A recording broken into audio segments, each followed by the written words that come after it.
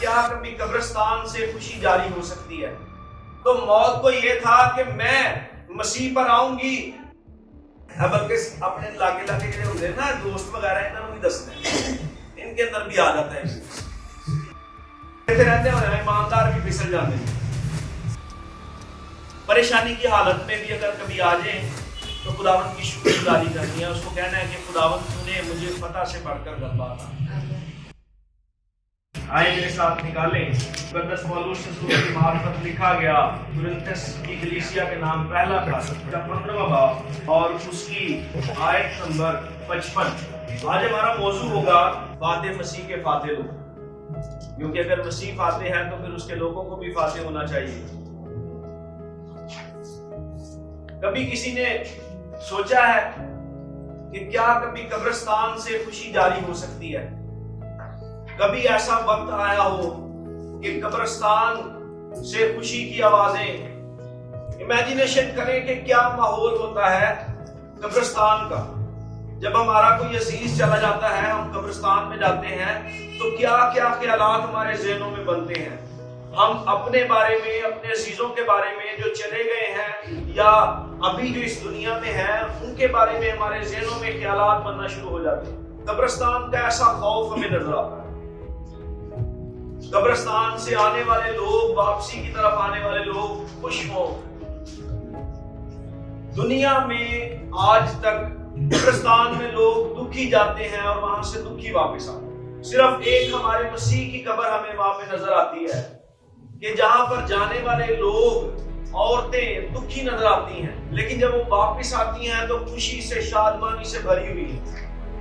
آئے میرے ساتھ، آپ نے جب نکال لیا ہے تو پڑھتے ہیں، جہاں پہ لکھا ہے 15ویں باب کی 55ویں آیت میں، اے موت تیری فتح کہاں رہی؟ اے موت تیرا ڈنگ کہاں رہا؟ مل کر پڑھیں گے۔ اے موت تیری فتح کہاں رہی؟ اے موت تیرا ڈنگ کہاں رہا؟ پولس رسول جب یہ خط لکھ رہا ہے کرنتھس کی کلیسیا کو، تقریباً یہ سن 55 کے قریب، وہاں پہ کرنتھس کی کلیسیا کو تعلیمی طور پر مضبوط بھی کرنا چاہتا ہے۔ چند ایسی باتیں ہیں جن سے وہ آگاہ کرنا چاہتا ہے جو آج ہم سیکھنے والے ہیں۔ وہ بھی ان موضوعات میں سے ایک موضوع ہے مسیح کی قیامت۔ وہاں پر کچھ ایسی تعلیمات جو تھی پھیل گئی تھی، جو مسیح پر تو ایمان رکھتے تھے لیکن وہ دوسری قیامت پر ایمان نہیں رکھتے۔ تو وہ ساری ان باتوں کے بعد یہ آیت لکھتا ہے جو ہوسیہ نبی کی کتاب سے وہ کوٹ کرتا ہے اور لکھتا ہے، اے موت تیری فتح کہاں رہی؟ اے موت تیرا ڈنگ کہاں رہا؟ ہم سب ان باتوں کو جانتے ہیں لیکن ان سے گو تھرو ہوتے جاتے ہیں کہ سب سے پہلے موت کیا ہے، یہ کہاں سے آئی؟ ہم دیکھتے ہیں کہ پیدائش میں سے ہمیں ذکر مل جاتا ہے کہ یہ موت کہاں سے آئی۔ گناہ کیا انسان نے اور پھر خدا کی طرف سے یہ انسان کے جسم پر، انسان کی زندگی میں اس کا داخلہ ہو گیا۔ نافرمانی کے نتائج، ان میں سے ایک موت بھی ہے۔ موت کا آغاز جب ہو گیا، اس نے کیا کیا؟ اس نے پوری دنیا پر راج کرتی آئی۔ اس نے بادشاہوں کو نہیں چھوڑا۔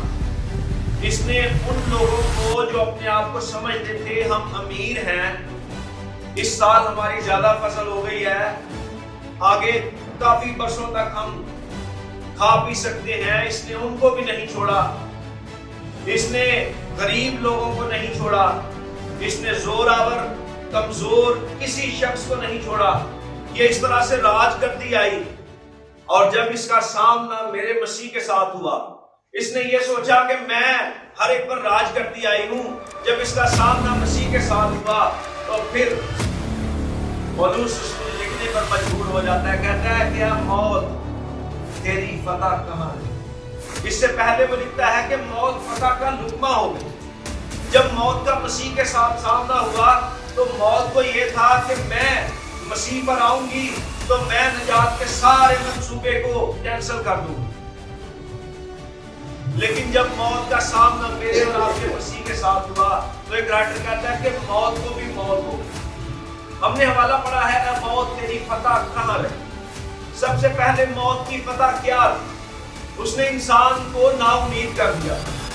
انسان اس امید میں نہیں تھا کہ اس کو دوبارہ زندگی مل سکتی ہے، اس کا دوبارہ خدا کے ساتھ رابطہ ہو سکتا ہے۔ اگر وہ خدا کو دیکھ لیتا انسان تو چاہے وہ نبی ہو، وہ یہ کہنے پر مجبور ہو جاتا کہ میں تو نجس لب لوگوں میں بستا ہوں، میرے اندر اتنی طاقت نہیں کہ میں تیرے جلوے کو برداشت کر سکوں۔ اس نے نہ نبیوں کو چھوڑا، یہ ہر ایک شخص پر کس طرح سے فتح پاتی رہی کہ اس نے مینٹلی طور پر ان پر راج کیا، یہ اس کی فتح تھی۔ انسان کو نا امید کر کے رکھ دیا تھا اس نے۔ اور پھر دوسری بات کہتا ہے موت تیرا ڈنک کہاں رہا؟ موت کا ڈنک کیا؟ باغ عدن میں ہی انسان کو ایک ٹیکا لگا دیا گناہ نے، ابلیس نے نافرمانی کروائی کہ اب تو خدا سے ان کا رابطہ ختم۔ اور انسان جب ہمارے ارد گرد ہمارے گھروں میں جب بچے پیدا ہوتے ہیں تو ان کو حفاظتی ٹیکا لگتا ہے تاکہ اس ماحول سے اس کو بچایا جا سکے، اس کی ویکسینیشن کی جاتی ہے تاکہ اس طرح کے جو ہمارے ارد گرد جو اثرات ہیں، بیماریاں ہیں، اس پر اثر انداز نہ ہو سکے۔ باغ عدن میں ابلیس نے یہ کام کیا، اس نے گناہ کا انجیکشن لگایا، انسان موت سے گھبرانے لگا۔ یہ موت کا ڈنک تھا۔ ٹیکا جب لگتا ہے تو اس کے وسیلے سے بدن کے اندر، بچے کے بدن کے اندر تقویت آتی ہے، وہ اس کو قوت مدافعت ملتی ہے۔ لیکن اس ٹیکے نے کیا کیا؟ ہمارے اندر گناہ کو داخل کر دیا۔ اب لوگ نا امید ہو چکے ہیں، پست حالی کا شکار ہیں۔ اور رومیوں کے خط میں لکھتا ہے پولس رسول، کہتا ہے جب ہم کمزور ہی تو مسیح عین وقت پر ہماری خاطر ہوا، بالکل کمزور، نا امیدی کی حالت میں۔ پھر آگے وہ لکھتا ہے جب ہم گنہگار ہی تھے مسیح عین وقت پر ہماری خاطر ہوا۔ اس کے مرنے سے ہمیں کیا حاصل ہوا ہے؟ جب ہم دیکھتے ہیں کرنتھیوں کے نام یہ خط، تو اسی کے 15ویں باب کی 3 آیت میں جب دیکھتے ہیں، میں نے سب سے پہلے تم کو وہی بات پہنچا دی جو مجھے پہنچی تھی کہ مسیح کتاب مقدس کے مطابق ہمارے گناہوں کے لیے ہوا۔ سب سے پہلی بات یہ ہے کہ وہ مرا، موت نے اس پر بھی آ کے اثر انداز ہونا چاہا، جس طرح سے پوری دنیا پر وہ آ کر اثر انداز ہوتی تھی۔ وہ ہوا۔ قبرستان کا منظر ہم نے پہلے دیکھا ہے، قبرستان میں ماتم ہوتا ہے، نا امیدی ہوتی ہے۔ مرکز کی انجیل کو جب ہم دیکھتے ہیں تو اس کے 16ویں باب سے ہم جب دیکھنا شروع کرتے ہیں تو وہاں پہ ہمیں ملتا ہے کہ کس طرح سے عورتیں تیاری کر رہی ہیں قبرستان میں آنے کی، اور جب وہ قبرستان میں پہنچتی ہیں دکھی حالت میں، پریشانی کی حالت میں، تو وہاں پر ایک ان کو سفید جامہ پہنے ہوئے ایک شخص ملتا ہے، اور وہ ان سے ایک بات کہتا ہے ایسی حیران نہ ہو، تم یسوع ناصری کو جو مصلوب ہوا تھا ڈھونڈتی ہو، وہ جی اٹھا ہے، وہ یہاں نہیں، دیکھو یہ وہ جگہ ہے جہاں انہوں نے اسے رکھا۔ وہاں پر موجود فرشتہ اس بات کی گواہی دے رہا ہے کہ تم آئی تو پریشان ہو، لیکن اب تمہیں پریشان جانے کی ضرورت نہیں ہے، وہ جی اٹھا ہے جس کو تم ڈھونڈ رہی ہو، کیونکہ موت فتح کا لقمہ ہو گئی ہے۔ اسی بات کے تحت چلتے ہوئے پولس رسول ایسا لگتا ہے کہ وہ موت کو سامنے دیکھ رہا ہے، اور اس کے ساتھ وہ آرگیومنٹ کرتے ہوئے کہتا ہے موت تیری فتح کہاں رہی؟ وہ اپنے اندر اس بات میں بڑا پختہ ہے، اپنے اندر اس بات میں بڑا شادمان ہے، اور اس بات میں انرجی طاقت رکھتے ہوئے وہ کہتا ہے، موت کو للکار رہا، کہہ رہا ہے کہ موت تیری فتح کہاں رہی؟ کہاں گیا تیرا ڈنک؟ تو نے تو پوری دنیا پر راج کیا، لیکن میرے مسیح نے تیرے پر فتح پائی ہے، تجھے ہی موت مل گئی ہے۔ اب جب مسیح زندہ ہو گیا ہے تو ہم دیکھتے ہیں کہ مسیح کے زندہ ہونے سے کیا کیا ہوا۔ جب مہر ٹوٹی تو سیاسی قوتوں اور اختیار پر غلبہ ملتا ہے، پتھر لڑک گیا، فطرتی قوتوں پر ہم غلبہ دیکھتے ہیں، سپاہی گر جاتے ہیں، ہمیں نظر آتا ہے کہ فوجی طاقتوں، مین پاور اور منصوبوں پر غلبہ خداوند یسوع مسیح نے پایا۔ اس کے زندہ ہونے سے ہمیں نئی امید مل گئی۔ اگر ہمارا یسوع مسیح فاتح ہے تو پھر اسی کدی کدی کیوں اینج منہ بنا لینے ہیں کہ سانو پریشانیاں گھیر لیندیاں نے۔ میرے عزیزو، اگر آج ہم کسی طرح سے کبھی پریشان ہو جاتے ہیں اور ہمیں یہ بات بھول جاتی ہے کہ ہمارے یسوع مسیح نے فتح پائی ہے موت پر، ان تمام چالوں پر جو ابلیس نے گھڑی تھی، ان تمام منصوبوں پر جو ابلیس نے بنائے تھے، اور ہم ان کو بھول کر کسی طرح سے ابلیس کے شکنجے میں پھنس جاتے ہیں، تو یاد رکھیں ہم کسی نہ کسی طرح سے یہ اقرار کر رہے ہوتے ہیں کہ ہمارا مسیح شاید زندہ ہی نہیں ہوگا، کیونکہ ہمیں اس بات کا اندازہ ہی نہیں ہوتا کہ مسیح نے اگر فتح پائی ہے تو ہم اس کے لوگ ہیں، ہم اس کے لوگ ہوتے ہوئے ہم بھی فاتح ہیں۔ آج یہاں پر رہتے ہوئے بہت سے چیلنجز آ جائیں، میں ادھر 2 سال گزارے ہیں، بہت سے چیلنجز ہوتے ہیں، جو فرسٹ ایئر میں بہن بھائی ہیں ان کو بہت سے چیلنجز کا سامنا کرنا پڑے گا۔ پہلے نمبر پہ تو دعا کریں کہ چیلنجز کا سامنا نہ کرنا پڑے، اور اگر کبھی آئیں بھی تو یہ اظہار کریں کہ ہمارا مسیح فاتح ہے، ہمیں بھی ان کا سامنا اس طرح سے کرنا ہے کہ اس نے ہمیں تقویت بخشی ہے۔ کبھی بھی ان حالات کو اپنے اوپر غالب نہیں ہونے دیں۔ یہاں پر رہتے ہوتے ہیں نا، ابلیس بھی بڑے ہاتھ شک مارتا پھرتا ہے، ابلیس پر بھی فاتح رہنا ہے، اس کو یہ آئیڈیا دینا ہے، وہ بھول جاتا ہے، شاید وہ کہتا ہے یہ مسیح کے لوگ بھول جانے رہتے، چلو کوئی گل نہیں، میں بھی وقتی طور پہ بھول جانا ہوں، یہ مسیح انہاں دا زندہ ہے، فاتح۔ ہمیں اس بات کو یاد رکھنا ہے کہ ہمارا مسیح فاتح ہے، ہم بھی فاتح ہیں۔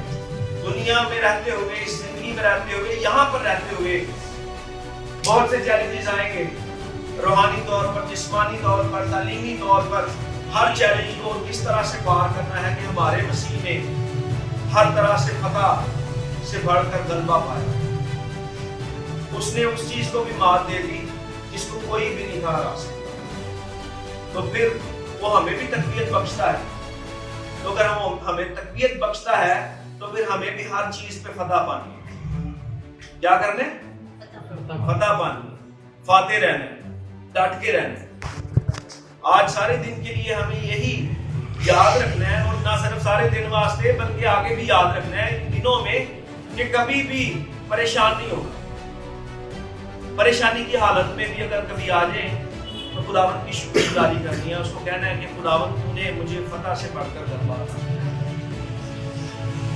کوئی مصیبت آ جائے اس سے ہم کہہ سکتے ہیں، اس کو اس طرح سے سامنے کھڑے کر لیں، اس کو بولیں کہ تم میرا کچھ نہیں بگاڑ سکتی۔ یہاں پر بہت سے دوست آتے ہیں اور چلے جاتے ہیں، ابلیس ان کو کھینچ کے لے جاتا ہے، کسی نہ کسی طرح سے ان کے اوپر فاتح ہو جاتا ہے۔ یہاں پر رہتے ہوئے ایماندار بھی پھسل جاتے ہیں، کوئی کسی چکر میں سلپ ہو جاتا ہے۔ گزشتہ روز ایک بہن کا مجھے میسج آیا، وہ ہماری کلاس فیلو تھی، حال چال پوچھا، ان کو نقصان تھا، انہوں نے مجھے یاد کروایا، میں آپ کی فرسٹ ایئر کی کر رہا ہوں، تو مجھے وہ بات یاد آ گئی کہ بہت سے لوگ آتے ہیں یہاں پر لیکن ابلیس ان کو کھینچ کے لے جاتا ہے۔ یہاں پر رہتے ہوئے بڑے ہمیں طاقت کے ساتھ رہنا ہے، اختیار کے ساتھ رہنا ہے، ابلیس کو بتانا ہے کہ ہم فتح یاب ہیں، اور نہ صرف ابلیس کو دسنا ہے بلکہ اپنے لاگے جڑے ہوتے ہیں نا دوست وغیرہ، انہوں نے دسنا ہے، ان کے اندر بھی آ جاتا ہے ابلیس کسی کو بھی استعمال کر، وہ اعلیٰ کو استعمال کر لیتا ہے۔ مسیح کو بنوانے کے لیے کس کو استعمال کر رہا تھا؟ بس اس بات کا خیال ہے۔ Thank you.